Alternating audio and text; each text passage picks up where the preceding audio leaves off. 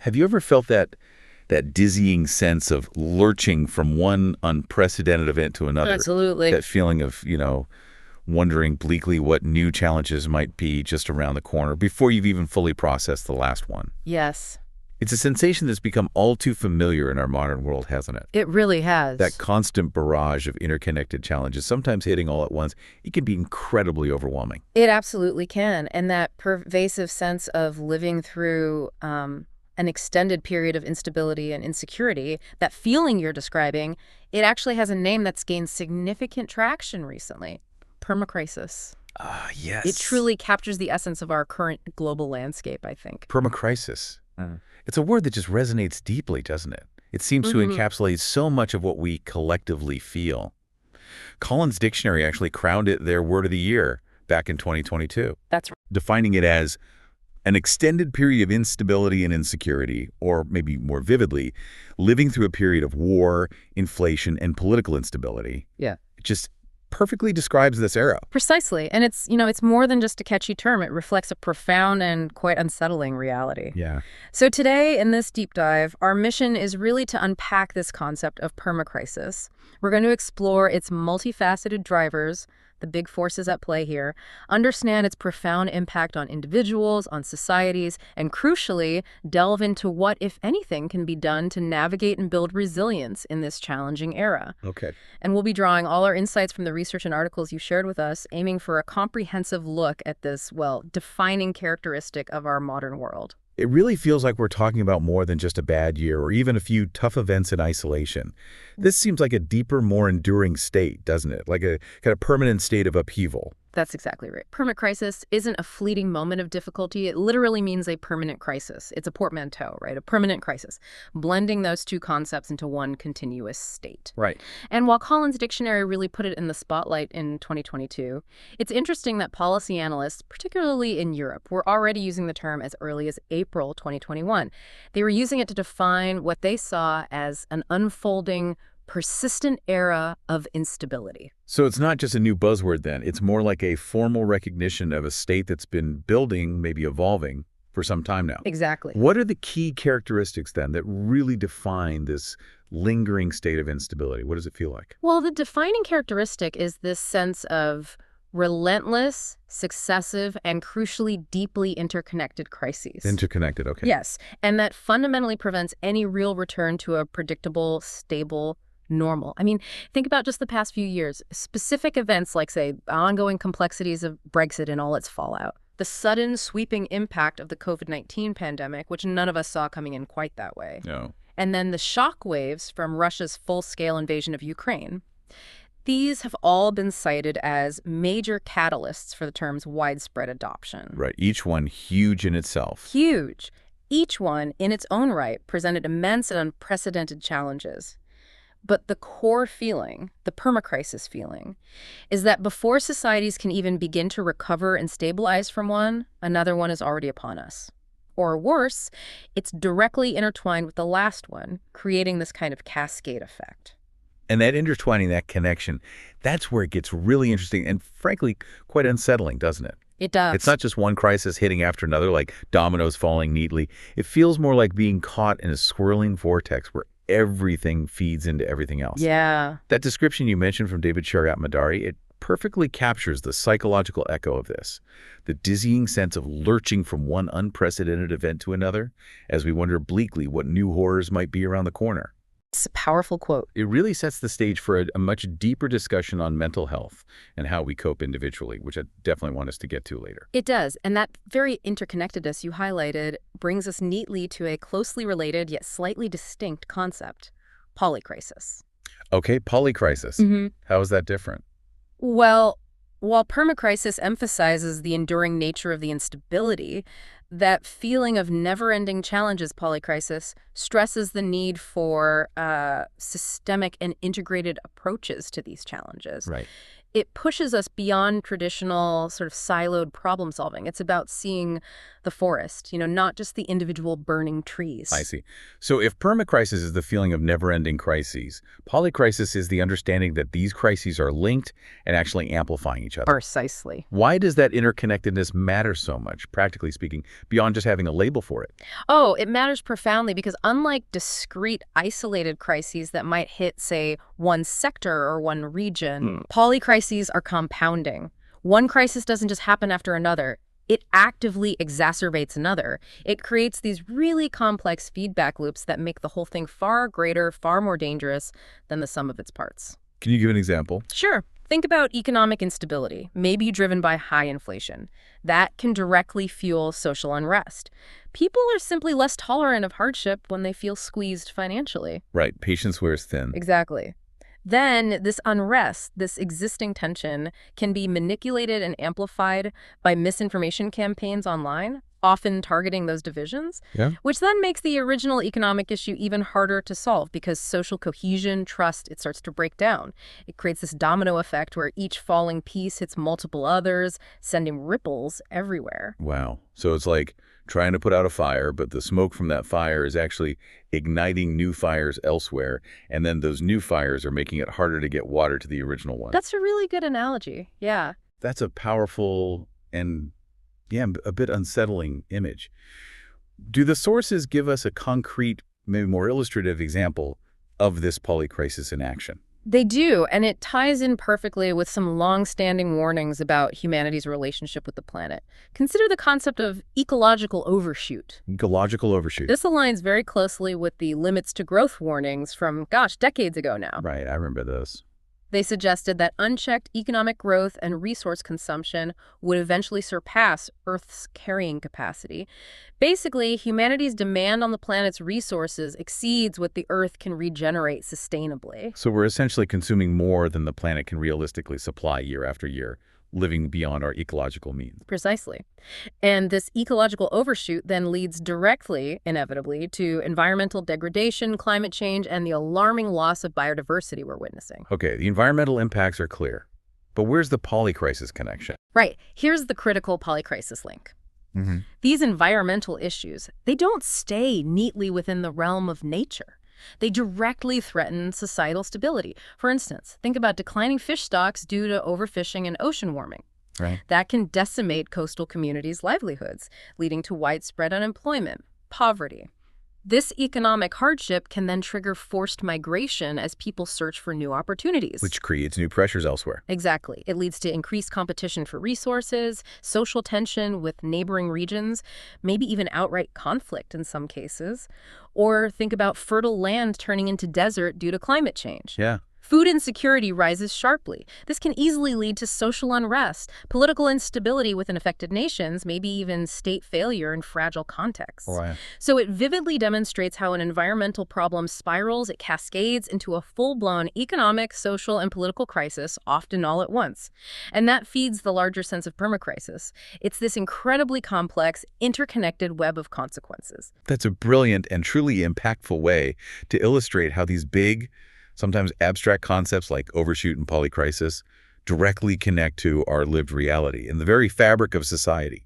It's not just theory. Not at all. So, having defined this relentless state of permacrisis and understanding its interconnected nature through polycrisis, it begs the question, what are the big engines driving this?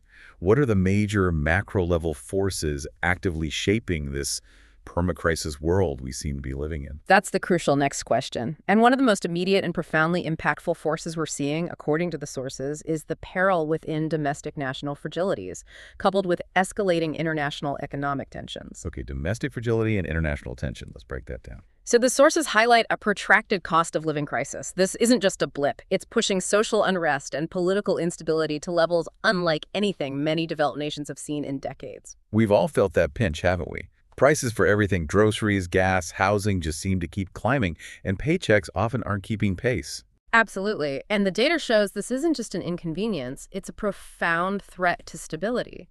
I mean, think about the stark choices facing vulnerable households in Europe, for example. The sources mention people having to choose between putting food on the table or heating their homes in winter. A situation that would have seemed unthinkable just a generation ago in many places. Exactly. Or consider low-income countries, particularly in the global south. Significant gains made in poverty reduction over the last decade have been completely wiped out by inflation and economic shocks. Millions plunged back into extreme poverty. And those realities must spark immense frustration. Immense. And it can easily boil over into protests, strikes, deeper social fragmentation, making governance much harder. And when governments are faced with these escalating costs and widespread hardship, their ability to actually do something about it is often already severely hampered, right? They're starting from a weakened position. That's a critical point. Many nations are struggling with soaring government debt. This is often a legacy of previous crises, like the 2008 financial crash, and more recently, the massive spending required during the COVID-19 pandemic. Right. This debt severely constrains their ability to fund crucial social safety nets. Think welfare payments, unemployment benefits. It limits their capacity to implement much-needed health system reforms or make vital investments in future infrastructure resilience, like upgrading energy grids or building coastal defenses against climate change. So they have less fiscal space, as economists call it. Exactly. So when the next shock hits, whether it's a natural disaster, another pandemic, an economic downturn, a country's capacity to absorb and respond effectively is severely limited because its finances are already stretched so thin. It becomes this vicious cycle where a lack of fiscal space makes future crises even harder to manage, pushing them deeper into that permacrisis state. It sounds like a country's financial health isn't just about abstract economic metrics anymore. It directly impacts its ability to protect its citizens and prepare for an uncertain future. Absolutely. But it's not just about internal finances, is it? The sources also point to a significant shift in international economic relations. We seem to be moving away from the era of peak globalization towards something else. Indeed. We're definitely witnessing economic and industrial policy levers being increasingly deployed not just for traditional trade advantages, but for purposes of national security and protectionism. How so? Well, often it's explicitly to constrain rival states or to secure domestic supply chains that are seen as vulnerable. A prime example mentioned in the sources is the extensive package of sanctions imposed on Russian energy businesses, key players in their financial system, and their leadership in response to geopolitical actions. Okay, using economic tools defensively or offensively? Right. And as a means of defense and achieving strategic autonomy, this is also apparent in things like increased screening of foreign investments, much stricter constraints on technology sharing, particularly sensitive technologies, and the forging of deeper strategic economic alliances with specific partner countries to shore up critical supply chains. So governments are using economic tools almost like weapons, or at least very strong shields, in a new kind of global competition. It really does feel like an economic arms race brewing. That's a very apt way to describe it. This strengthening of industrial policies, driven by both national security imperatives and, let's be honest, economic protectionist motivations, is indeed spurring what analysts are calling a new arms race. Right. And while incentives to onshore business activities, bringing production back home, might seem attractive at first glance, promising jobs and security. Yeah, it sounds good politically. It does. But they come with significant, often unintended consequences. What are some of those downsides? It seems a bit counterintuitive that trying to protect yourself economically could actually make you more vulnerable in some ways. Well, for one, onshoring can significantly inflate the cost of doing business. Labor might be more expensive domestically, raw materials might cost more, regulations might be stricter. Yeah, higher costs. It also drastically reduces the scope for supply chain diversification. Instead of sourcing from multiple countries, companies become reliant on a smaller pool of domestic suppliers. Creating bottlenecks. Exactly. It creates new risks from local dependencies. What if a natural disaster hits that one key domestic region? Or a major labor dispute shuts down that crucial supplier? Your entire supply chain is compromised. Moreover, paradoxically, rather than lowering the risk of foreign exposures, this kind of protection-based system might actually make firms more vulnerable to retaliatory countermeasures in other markets. How does that work? Well, if country A restricts exports of a key component needed by country B might respond by imposing tariffs or non-tariff barriers on country A's exports. You get this tit-for-tat spiral of restrictions. It leads to an arms race of protectionism, which ultimately fragments the global economy and breeds instability, rather than fostering greater stability and predictable trade. Fascinating. So trying to build walls to create certainty at home might actually end up building higher walls globally, leading to greater uncertainty and new kinds of vulnerabilities. That seems to be the risk, yes. What about societal dynamics within countries? That feels like another massive force shaping our collective ability to respond to anything, let alone multiple crises at once. It absolutely is. Societal polarization is a huge and often quite insidious driver of permacrisis. The sources really highlight how social media algorithms, which are fundamentally designed to maximize engagement, not necessarily truth, Right. and active misinformation or disinformation campaigns, often state-sponsored or politically motivated, consistently exacerbate these divisions. No, they do They that. create echo chambers, filter bubbles where individuals are primarily exposed to information that confirms their existing beliefs and biases. This leads, almost inevitably, to a further decline in trust in government competence, trust in government probity, meaning their integrity and honesty. Trust in institutions generally erodes. People become more siloed, less trusting of shared institutions, and increasingly skeptical of objective facts or evidence that challenges their worldview. We see that playing out in national politics every single day, don't we? It feels like everything is framed as an existential battle, with very little room left for compromise or finding common ground or shared purpose. It's true. National politics has become intensely divisive in many places. The sources note how new democratic regimes, when they come into power, are often determined to quickly undo the legacy of their predecessors, rather than building upon them. Creating instability through constant change. Exactly. It creates this disruptive cycle of policy whiplash that makes long-term planning incredibly difficult for businesses, for individuals, for everyone.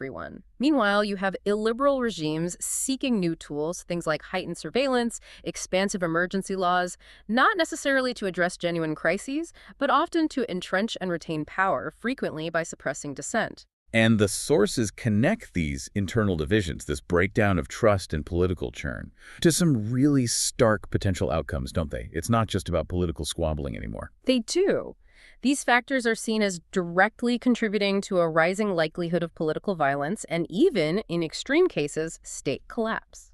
This is particularly true in weaker economies that lack the robust institutions needed to absorb such internal shocks. It paints a very stark picture of internal fragility and the potential for societal breakdown. That's sobering. And beyond direct political action, businesses, which are, of course, critical for economic stability, face the blindsiding impact of what the sources call non-market forces. Non-market forces, what does that entail? That sounds like something that could really disrupt global business operations unexpectedly. It can. These are factors that aren't purely economic in the traditional supply and demand sense, but they significantly impact how businesses operate, especially in countries critical for raw materials, manufacturing, or large consumer markets. While they can take the form of tougher regulations suddenly imposed, particularly around climate transition goals or data privacy standards that change the rules of the game mid-stride. There are also new ownership requirements being mandated in some sectors, rising expectations around the social license to operate. Meaning companies need community acceptance. Precisely. Businesses are increasingly expected to align with local cultural and ethical norms, not just legal requirements. Then there are constraints on technology transfer, making it harder to share proprietary tech, or constraints on personnel mobility, making it difficult to move skilled labor across borders. We've even seen the imposition of sudden windfall taxes on certain industries, like energy, which can dramatically impact profitability overnight. Wow. These all illustrate the increasingly unpredictable, non-economic nature of doing business in this permacrisis environment. Companies are forced to adapt constantly to a shifting landscape of social, political, and regulatory pressures that can appear almost out of nowhere. So it's not just about tracking market demand or supply chain logistics anymore. It's about navigating this incredibly complex, dynamic web of social, political, and regulatory pressures that can shift unexpectedly and hit your bottom line hard. That's the new reality for many global businesses. Given all these economic and political tensions, both domestic and international, it feels like natural resources must be another major point of contention and instability. Absolutely. Environmental degradation and the resulting resource rivalry are unequivocally macro-level forces driving this permacrisis. The sources are quite clear on the looming prospect of more intense rivalry for crucial natural resources. We're talking basics, food, water, but also the minerals needed for the green transition. And this competition is linked directly to climate change. Directly. It's linked to the extent of climate change itself, which fundamentally alters resource availability, think changing rainfall patterns affecting agriculture or melting glaciers affecting water supply.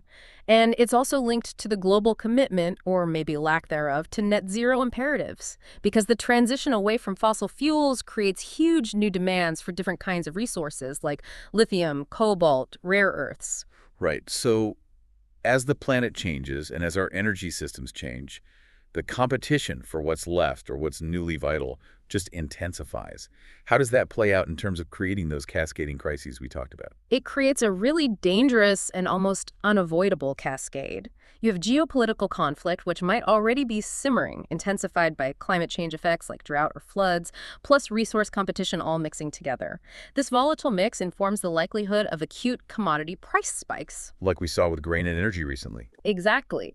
Imagine a major wheat-producing region experiencing a severe drought at the same time as a major energy producer faces international sanctions. That leads to simultaneous food and energy price shocks hitting globally. Okay. We could see multi-resource crises, think simultaneous food and water shortages in a specific region, which then fuels civil unrest or mass displacement. Or the loss of access to crucial minerals impacting global technology production, stalling the green transition itself. And this won't hit everywhere equally. Not at all. It leads to hugely divergent levels of distress globally. Wealthier nations might be able to buy their way out of shortages, at least temporarily, or invest heavily in alternatives. Poorer nations suffer acutely, facing famine, instability, conflict. We're already seeing heightened resource nationalism, where countries hoard resources or prioritize their own domestic supply over global trade agreements. And increasingly aggressive strategic contestation for essential supplies, whether it's rare earth minerals, clean water, or even fertile land. It's that feedback loop again, isn't it? The ecological overshoot we discussed earlier, leading to environmental degradation, climate change, biodiversity loss, directly feeds into this socio-political instability by threatening the very foundations of human societies that depend utterly on these resources. It truly is all connected, each crisis feeding into and amplifying the next. And when societies are already unstable, maybe due to those economic pressures or internal polarization we discussed, Right. their ability to respond effectively to these resource and environmental challenges is further eroded, creating this powerful, reinforcing cycle of permacrisis. It just keeps spiraling. Absolutely. And when those systems are stressed, when trust is low, the capacity to cooperate and find solutions diminishes precisely when it's needed most. We've talked a lot about the big global systemic forces at play, the engines driving this permacrisis. But what about the human toll? How is this relentless state affecting us personally on a day-to-day basis, in our minds, in our bodies? This is where the impact becomes deeply personal and, frankly, profoundly unsettling for many. The direct impact on mental well-being is significant and it's measurable. The sources highlight a really worrying trend. In 2024, a staggering 43% of Americans reported feeling more anxious than they did the previous year. Almost half. That's huge. It is. And what's even more telling, perhaps, is that 7 out of 10 adults attributed their anxiety directly to current world events. Not just personal stresses like work or family, but the state of the world itself. Wow, so it's the background noise of crisis directly impacting individual anxiety levels. Yeah. That certainly resonates with what many of us are feeling, anecdotally. But it's not just an observation, is it? We're seeing a measurable, widespread impact. Not at all anecdotal. The World Health Organization reported a startling 25% increase in the global prevalence of anxiety and depression just from the initial impact of the COVID-19 pandemic alone. A 25% jump globally. Yes. This isn't just about feeling a bit stressed or worried sometimes. This is about widespread clinical-level impact on mental health across populations. It affects daily functioning, relationships, overall quality of life for millions. And there's a genuine physiological response happening when we're constantly bombarded with negative news and this pervasive sense of uncertainty, isn't there? Yeah. Our bodies aren't just ignoring it. They most certainly aren't. Clinical psychologists explain that when we hear negative news, especially continuously, our bodies perceive it as a threat. It doesn't really distinguish between an immediate physical danger and, say, alarming news from halfway across the world on our phones. So the alarm bells go off regardless. Pretty much. This triggers the release of stress hormones, the famous cortisol and adrenaline, preparing us for that classic fight, flight, or appease response.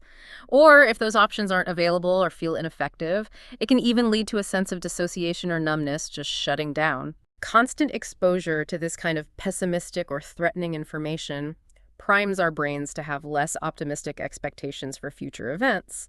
It fuels what some call a worry circuit in our brains that can be incredibly hard to switch off. The constant repetition of bad news throughout the day, amplified by our mobile devices, the 24/7 news cycle, it makes it incredibly hard to tune out that negativity. It keeps our nervous systems perpetually on high alert. So our brains and bodies are essentially stuck in a perpetual state of alert, a low-grade, or sometimes high-grade, stress response, even when there's no immediate physical threat right in front of us. That's a good way to put it. This sounds an awful lot like something many of us experienced intensely during the pandemic, what was widely termed pandemic fatigue. Can you tell us more about that? It seems like a perfect case study of overwhelm in this permacrisis environment. Pandemic fatigue was indeed identified very early in the COVID-19 pandemic as a significant public health concern, and was deeply intertwined with something else.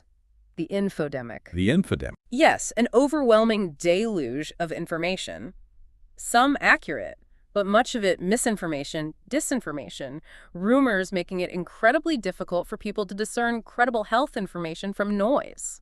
The sheer volume of conflicting messages swirling around on social media, traditional media, even offline conversations, deeply impacted people's ability to filter reliable information and protect themselves.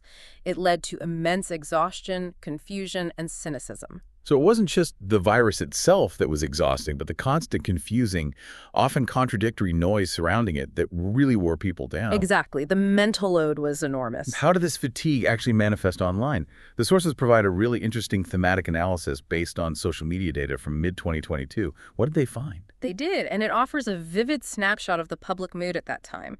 6 main themes emerged from their analysis, looking across a whole range of platforms: Twitter, Facebook, Instagram, YouTube, TikTok, even blogs and forums. Okay, what was the first theme? The first was sustained emergency driving narratives. Preventative measures are ineffective.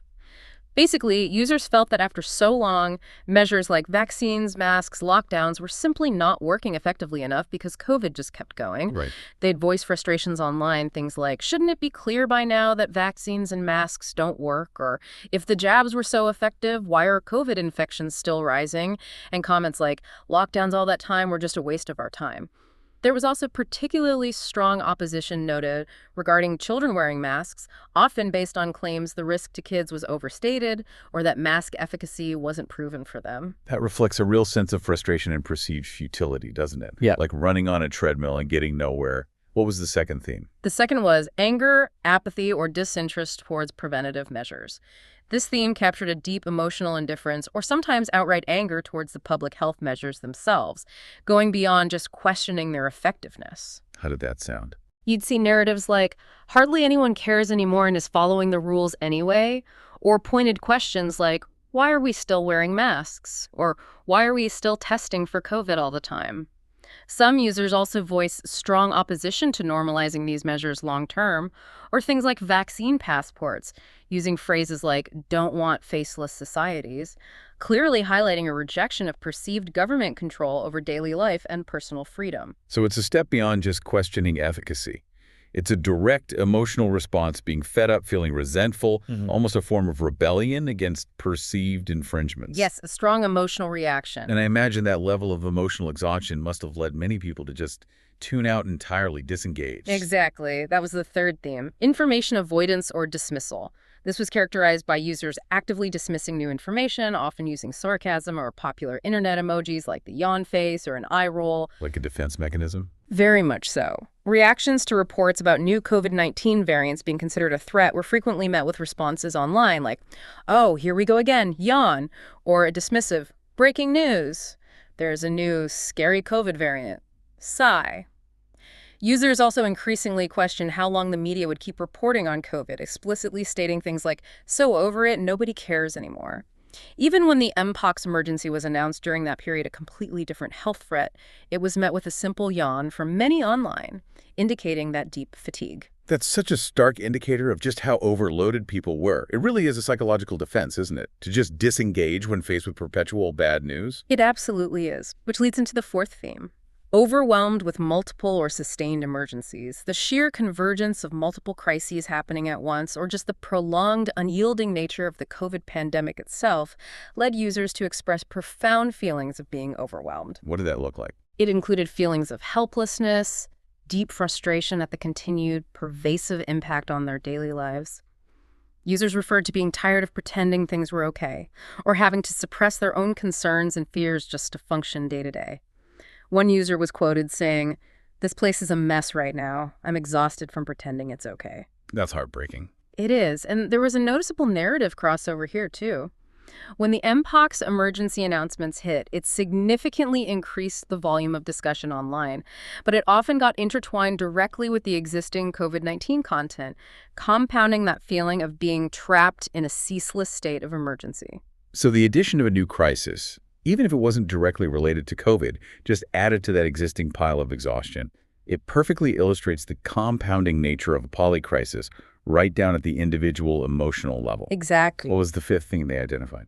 The fifth theme was fascinating. Comparisons with other emergencies.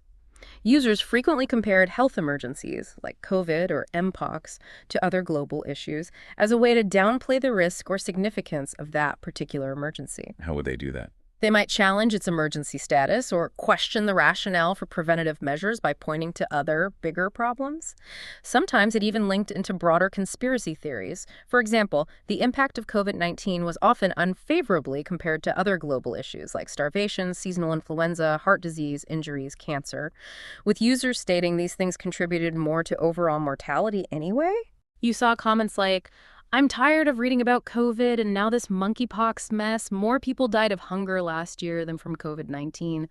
Or another comparing COVID deaths to heart disease, asking, "Almost 2,000 people per day die from heart disease in the US. What on earth are we doing focusing so much on this?"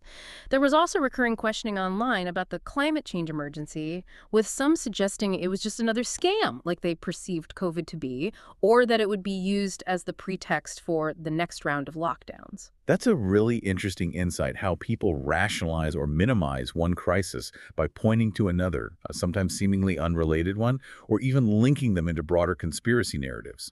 It speaks to a deep need to make sense of, or perhaps reject, an overwhelming and frightening reality. It does seem like a coping mechanism, however flawed. And what was the final critical theme that emerged for that social media analysis?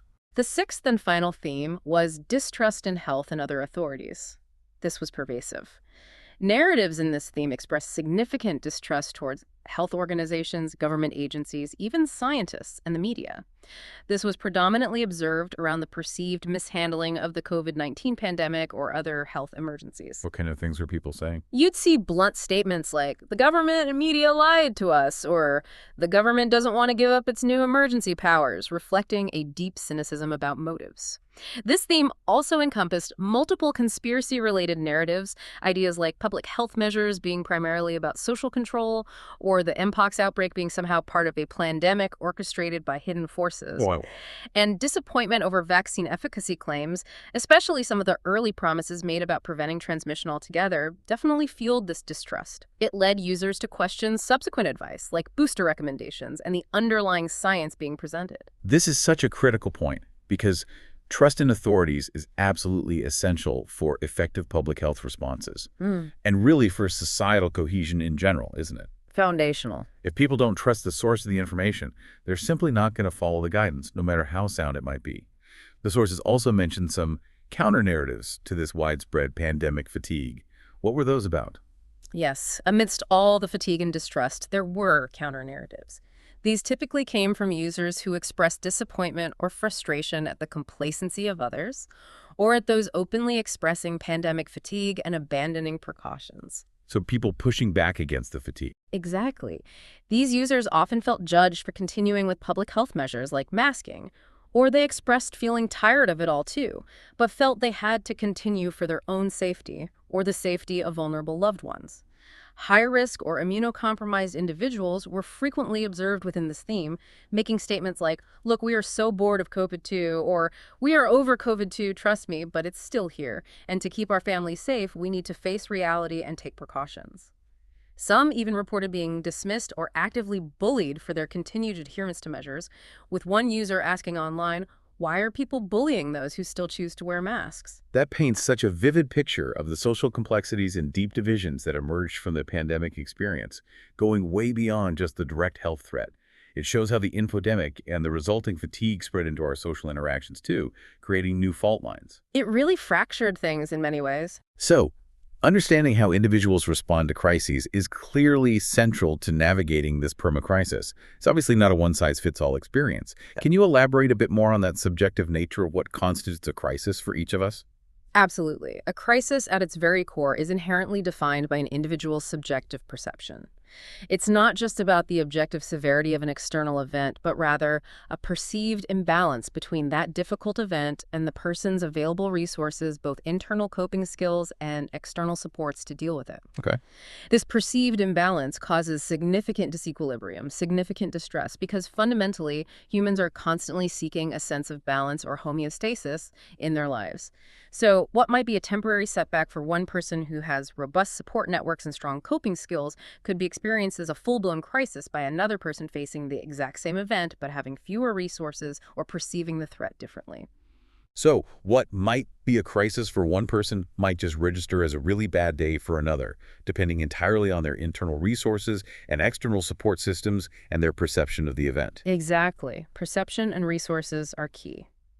And how does this typically unfold when someone does experience an event as a crisis? Is there a pattern? Clinicians like Gerald Kaplan, drawing from early crisis theory work, described a typical progression in how people often react to a crisis, outlining 4 general stages. The first stage is an increasing stress or anxiety associated with the event. This is the initial shock, the immediate worry, the confusion, the feeling of being overwhelmed. Makes sense. The immediate psychological and emotional hit. What's next? Then in the second stage, if the crisis remains unresolved and the person is struggling to cope using their usual methods, you often see noticeable daily functioning disturbances. This could manifest as difficulty concentrating at work or school, neglecting household chores or personal hygiene, struggling with sleep, changes in appetite. They struggle to maintain their normal routines and responsibilities. Okay, life starts to unravel a bit. It can feel that way. The third stage involves an escalation of stress and anxiety. If it's left unaddressed, this mounting pressure can lead to more severe symptoms like clinical depression, a feeling of mental collapse, or perhaps suicidal thoughts.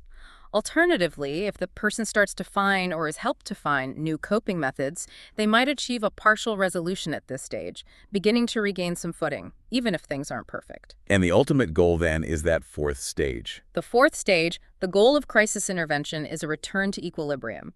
Importantly, this doesn't necessarily mean returning to a better state than before the crisis or even exactly the same state. It means they are less overwhelmed by their circumstances. They've achieved a sense of balance that allows for adequate functioning again, even if the external situation isn't entirely resolved in some perfect pre-crisis sense. Right. It's about regaining stability and the ability to function, not necessarily erasing the event. Precisely. Which brings us to the very physiology of anxiety itself, because anxiety dramatically increases in times of stress and constant perceived threat, like living in a permacrisis. How does that prolonged anxiety actually play out in our bodies? What's happening physiologically when we're stuck in that state? Well, when a traumatic event occurs, or even when we're under constant perceived threat, our central nervous system essentially goes into overdrive. Our brain's internal alarm system, particularly regions like the amygdala, becomes highly reactive, hypersensitive. Okay. This chronic activation keeps our bodies stuck in a persistent fight, flight, or freeze state. It leads to the constant release of those powerful stress hormones we mentioned, cortisol and adrenaline. This isn't meant to be a long-term state. Right. It's for short bursts of danger. Exactly. But when it's chronic, it can lead to symptoms like frequent re-experiencing of traumatic events, flashbacks, nightmares, which is a common feature in conditions like PTSD. Memories feel intensely real, as if they are happening right now. This constant physiological arousal also manifests physically. Increased heart rate, elevated blood pressure, rapid, shallow breathing, muscle tension, even physical tremors for some. And what about mood? At the same time, the brain's mood-regulating systems, involving crucial neurotransmitters like serotonin, can struggle to maintain balance under this relentless chronic stress. This creates really a perfect storm for persistent anxiety, leading to symptoms like pervasive nervousness, agitation, sleep disturbances, hypervigilance, constantly scanning for threats, and a profound inability to calm down or relax. So our brains and bodies are literally wired to react intensely to perceived threats. And in a situation like permacrisis, they're constantly being triggered without a reliable off switch. That's the physiological challenge, yes. How do our early life experiences, things like childhood trauma or our attachment styles, influence how we respond to these ongoing crises later in life?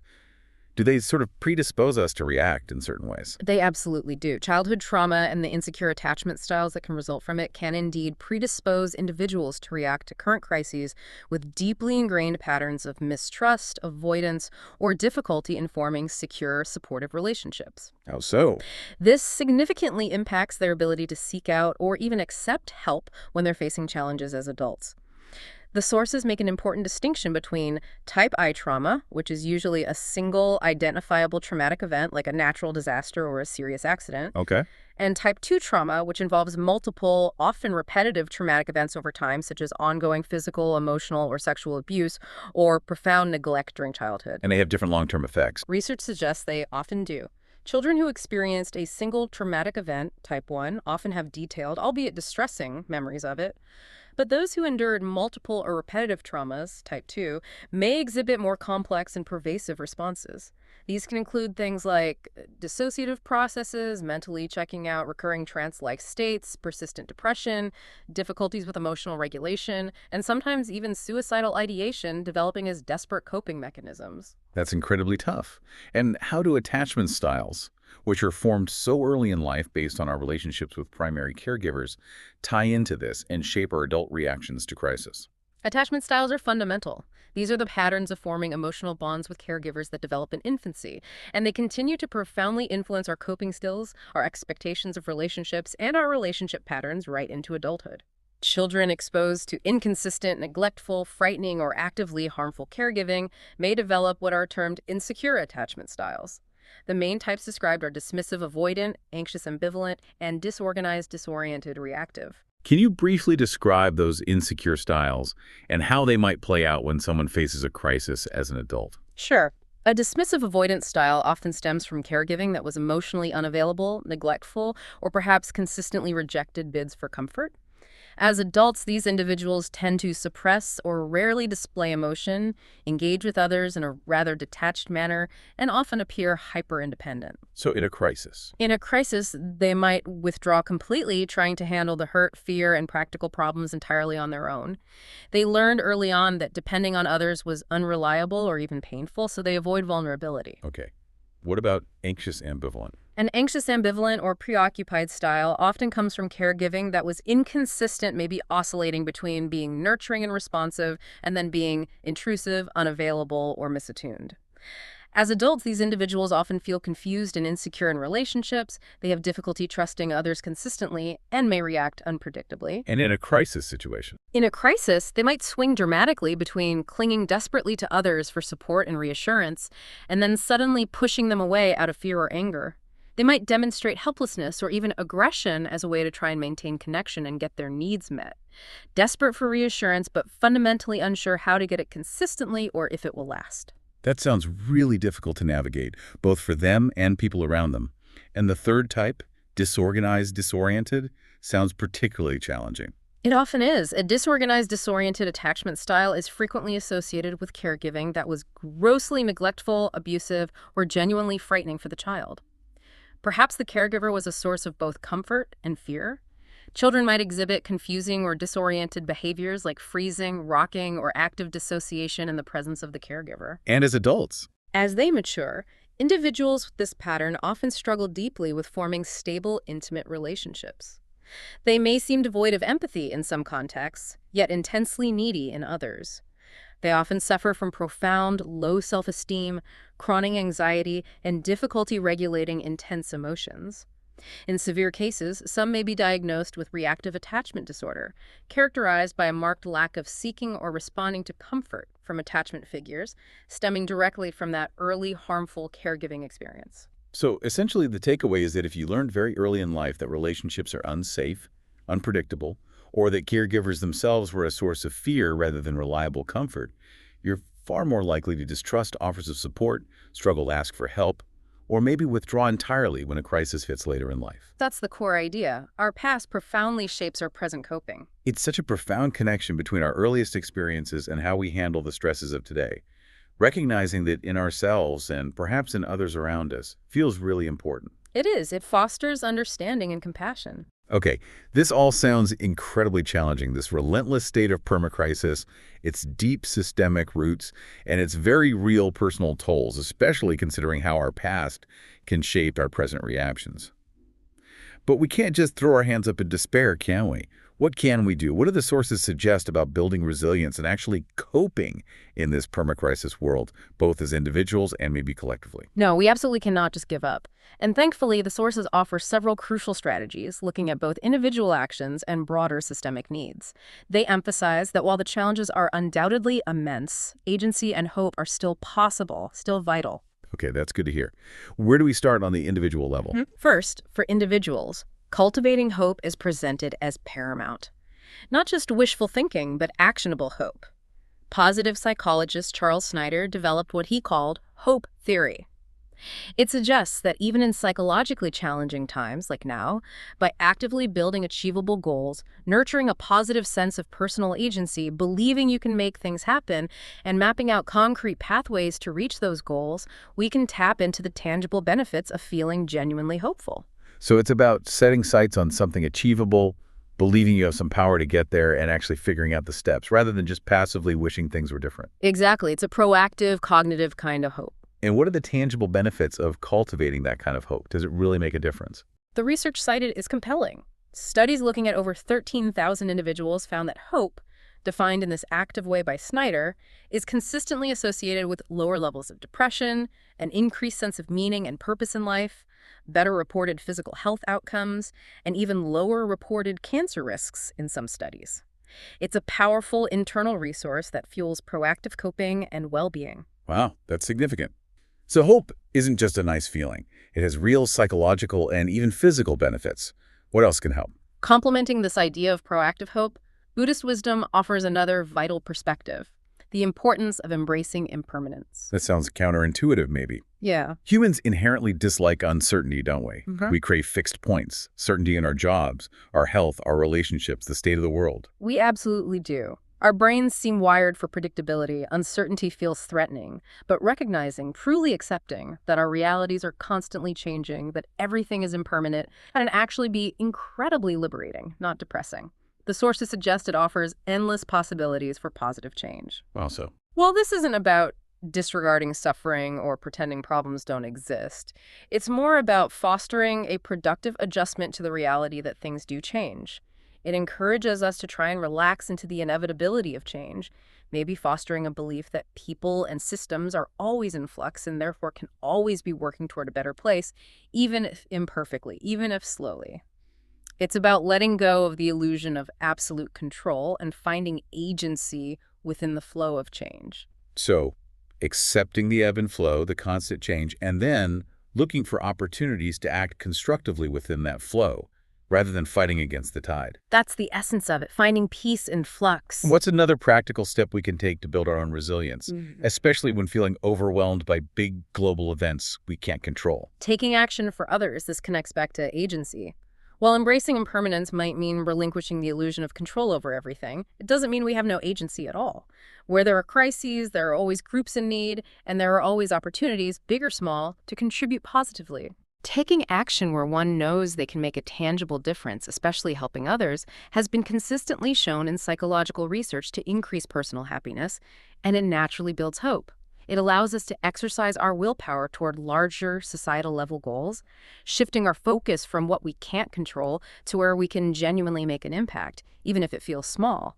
This could be as simple as volunteering locally for an hour a week, donating to a trusted charity, or supporting a community initiative you believe in. That's a powerful way to shift focus from helplessness about the big picture to empowerment through specific actions. It creates a sense of purpose even amidst the chaos. Exactly. Purpose is protective. Now, given the constant, often negative news cycle we discussed earlier is a major stressor, what practical tips are offered for managing that relentless input? How do we stop doom scrolling? The sources strongly suggest practicing mindful disconnection from the news. This doesn't mean sticking your head in the sand, but managing consumption. Some practical tips include setting a strict timer, say, for 7 minutes to check news sites, but only after you've completed other important tasks on your to-do list for the day. Making news consumption intentional, not reactive. Precisely. Making it a conscious choice, maybe even a reward, not the default activity whenever you have a spare moment. It's also advised to try taking a mindful disconnect for maybe 2 or 3 days entirely from news consumption. Many people report feeling significantly brighter, more energetic, and less anxious after even just a day or two of this deliberate break. Interesting. A news fast. A news fast, exactly. And to actively counteract the negativity bias that's inherent in much of the news media, because bad news tends to grab more attention, the advice is to actively seek out positive news sources. Look for publications like The Happy Newspaper or websites dedicated to solutions journalism, which specifically curate uplifting stories or focus on constructive responses to problems. That's a tangible, actionable step that many of us could probably try this week to regain some mental space and maybe shift our perspective a bit. Definitely worth trying. And beyond managing the external input from the news, what about internal practices? What can we do to soothe that constantly triggered stress response within our own bodies and minds? Mindfulness and breathing exercises are highly recommended in the sources as powerful, accessible tools. Practices like meditation, yoga, which often integrate mindful breath work and present moment awareness, or even just specific, simple breathing techniques can make a real difference. Like what kind of breathing techniques? One mentioned is box breath. It's simple. You inhale slowly for a count of 4, you hold your breath gently for 4, you exhale slowly for 4, and then you hold the breath out for 4 before inhaling again. Repeating this cycle for just a few minutes can help offset the physiological effects of chronic stress and anxiety that the permacrisis can induce. How does it help? These practices help individuals stay centered, more focused, and they directly calm the nervous system by activating the parasympathetic response, the rest and digest system that counteracts the fight or flight response. They provide an immediate, in-the-moment way to manage the sudden onset of stress or anxiety that can be triggered by bad news or just overwhelming feelings. These are excellent individual strategies: cultivating hope, embracing change, acting for others, managing news intake, practicing mindfulness. They empower us to navigate our internal landscape better. But when an individual is deep in crisis, overwhelmed beyond their own coping capacity, they often need more structured, sometimes professional support. What lessons can we draw from the history and practice of crisis intervention that can inform our approach in this permacrisis world? That's a critical piece. The history of formal crisis counseling is rich and complex, but it consistently demonstrates the immense value of structured, timely support. It really began in an organized way with efforts to protect those experiencing suicidal ideation. Back in 1906, a clergyman named Harry March Warren founded the Save a Life League in New York City. 1906, wow. Yes, it's recognized as the first organized volunteer service specifically dedicated to suicide prevention. His pioneering work even led to the establishment of the very first crisis phone line, demonstrating early on that people in acute need could benefit profoundly from support outside their immediate family or social circle, support that was accessible and non-judgmental. That's truly foundational, establishing the idea that accessible help could come from outside one's immediate world, especially in moments of deep despair. What was the next big moment or development in the field of crisis intervention? The second seminal event, often cited, occurred in 1942 in the aftermath of the horrific Coconut Grove nightclub fire in Boston. It was a devastating tragedy, killing 492 people. The sheer magnitude of the disaster made the immediate and widespread need for psychological support for crisis counseling painfully obvious to the medical community. A mass casualty event demanding a response. Exactly. Dr. Eric Lindemann, a psychiatrist at Massachusetts General Hospital, studied the survivors and the bereaved families. He carefully described the normal grief reaction following this traumatic event, observing the psychological phases people went through. His colleague, Gerald Kaplan, then built upon these observations to devise a more comprehensive theory of crisis and crisis intervention. These early efforts, spurred by tragedy, prove that even in mass disasters, a structured, empathetic response to profound psychological distress was absolutely critical for individual and community recovery. It sounds like these events, both the focus on individual crisis like suicide and the response to collective trauma like the fire, really laid the groundwork for our modern crisis support systems. What specific models or frameworks emerged from this understanding that are still influential today? One key framework mentioned in the sources is the psychosocial transition model, which was coined by Colin Murray Parks back in 1971. This model draws heavily on the works of influential earlier therapists like Alfred Adler, Salvador Minuchin, and Eric Erikson. And what's the core idea? It encourages clinicians, or anyone providing support, to collaborate actively with the person in crisis. The first step is to help them assess both their internal difficulties, maybe coping deficits, negative thought patterns, and the external difficulties influencing their current crisis, like lack of social support, financial stress, etc. Okay, a holistic assessment. Yes. The core goal, then, is to help the client identify and choose alternative behaviors and attitudes that might be more adaptive, and critically, to help them effectively utilize their environmental resources, tapping into their social network, accessing community services, finding practical support. It really emphasizes the importance of the client's social system. And importantly, this model also highlights the potential for what's called post-traumatic growth. Post-traumatic growth. Not just recovery, but growth. Exactly. The idea is that after confronting a major threat or crisis, individuals can sometimes, through the process of grappling with it, reevaluate their life goals and priorities. They might emerge with a greater appreciation of life, stronger relationships, a clearer sense of purpose, or increased personal strength. It's not guaranteed, of course, but it emphasizes that crisis doesn't only have to be about loss. It can sometimes be a catalyst for positive change. That's a genuinely hopeful perspective to integrate into crisis work.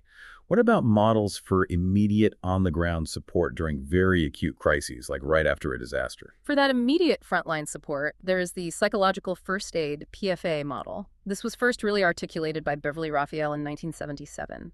The PFA model is often compared to Maslow's hierarchy of needs. It prioritizes meeting basic physiological and safety needs first, before moving on to higher-order psychological needs like belonging, self-esteem, and self-actualization.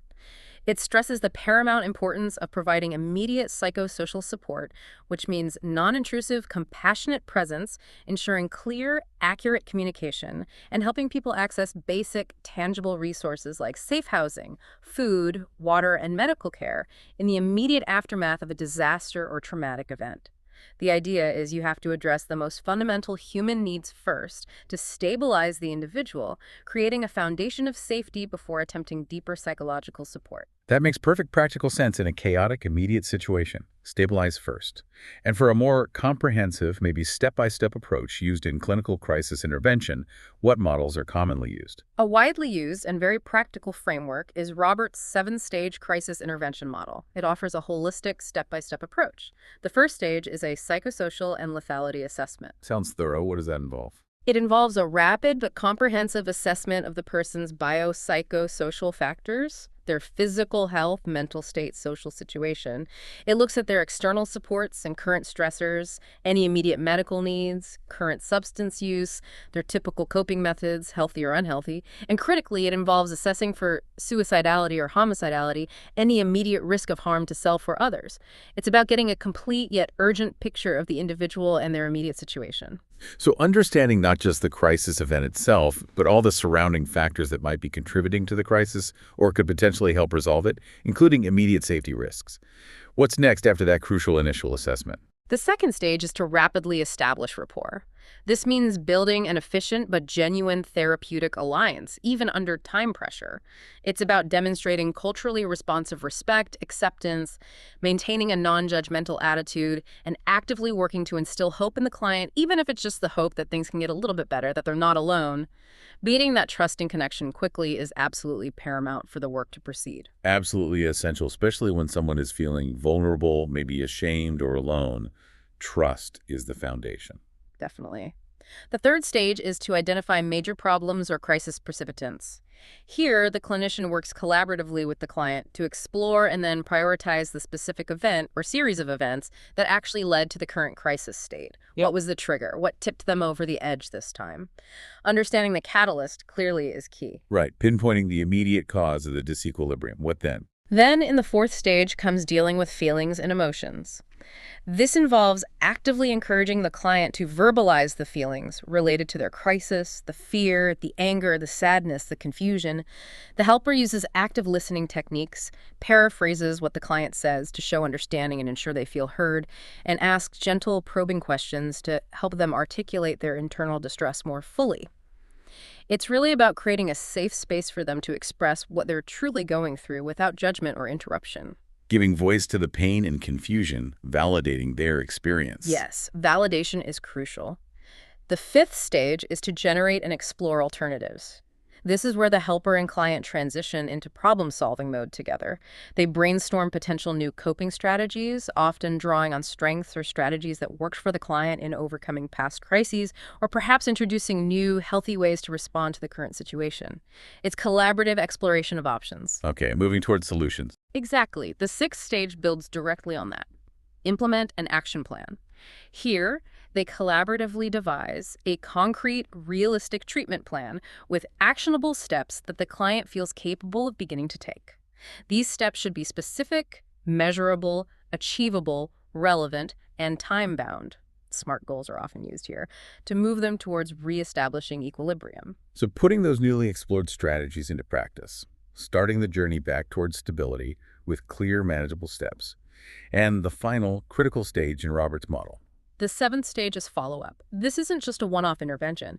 It involves practicing continuity of care scheduling follow-up sessions or check-ins to monitor the resolution of the immediate crisis, assess the client's ongoing post-crisis functioning, and importantly, check their cognitions related to the event. How are they thinking now about what happened and about their future?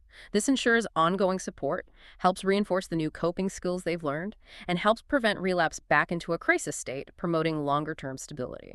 These models, from PFA to Robert's 7 stages, provide such clear, structured roadmaps for helping individuals navigate their deepest challenges. They emphasize assessment, rapport, understanding the trigger, processing emotions, finding alternatives, taking action, and follow-up. It's very comprehensive. They offer a solid foundation for effective support. But we began this whole deep dive by distinguishing between individual crises, where one person perceives insufficient personal resources, and systemic crises, where entire response systems are overwhelmed. How do we apply these lessons and perhaps the insights from the polycrisis framework on a broader scale? How do we build true systemic resilience in this challenging permacrisis world? That's the crucial next step, isn't it? And perhaps the biggest challenge we face collectively. While individual crises happen when someone perceives insufficient personal resources to cope, systemic crises occur when our collective response systems, our healthcare systems, our social welfare programs, our governmental institutions, even our global cooperation mechanisms, are themselves overwhelmed, break down, or prove inadequate to the scale of the challenge. The enduring, interconnected nature of permacrisis absolutely demands we think beyond just individual coping strategies and individual therapy. So it's about ensuring our institutions, our communities, our whole societal infrastructure is robust enough, flexible enough to handle these ongoing compounding shocks, not just expecting individuals to somehow tough it out on their own. It becomes a collective responsibility. Precisely. Building true community and systemic resilience requires a multi-pronged approach. The sources emphasize things like the need for nuanced information delivery during emergencies, carefully considering psychological factors like fear and fatigue, ensuring the perceived credibility of the information source, and acknowledging people's varying levels of digital and health literacy. We saw how badly the infodemic damaged trust. Right. And research has consistently shown, as mentioned in the sources, that greater trust in government is associated with greater acceptance of health guidelines during emergencies. This means that building and actively maintaining public trust in authorities, in science, and institutions before an emergency strikes is a foundational preventative strategy for systemic resilience. Without that trust, even the best-laid plans and interventions falter. Which, as we saw so vividly with the analysis of pandemic fatigue and the resulting erosion of trust, is something that can be easily undermined in a permacrisis environment, creating a dangerous feedback loop where distrust makes us even more vulnerable to the next crisis. It's a critical circular challenge we have to address. Ultimately, the polycrisis framework, by highlighting the deep interconnections, emphasizes the urgent need for systemic and integrated approaches as humanity grapples with these huge overlapping challenges like climate change, economic instability, and social division. Integrated approaches. Yes, it's about recognizing the true, often overwhelming scale of the problem, understanding that these are not isolated events, but deeply intertwined forces shaping our world. But importantly, it's also about acknowledging the inherent potential for new forms of collaborative, sustainable solutions that can emerge when we approach these issues holistically, fostering cooperation across sectors, across disciplines, and across nations, rather than retreating into isolation or competition. This deep dive has certainly given us a lot to think about, a framework for understanding this feeling many of us have.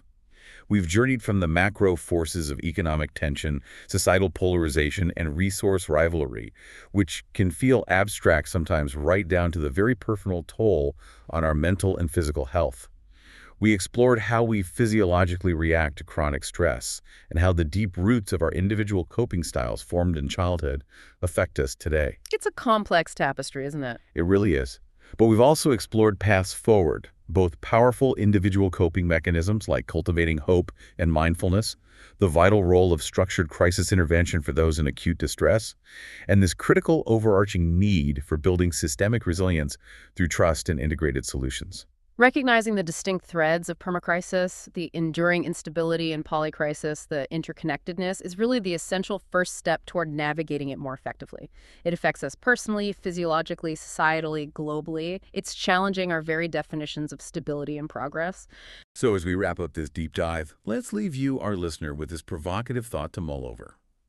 Given the inherent human desire for certainty and stability, a deep-seated need we explored today, what new forms of societal organization, collective adaptation, or even psychological framing might emerge as we are forced, perhaps reluctantly, to continually confront the fluid, unpredictable, interconnected nature of a permacrisis world? How might this sustained instability fundamentally reshape our understanding of what normal, or even what progress, truly means for humanity in the 21st century?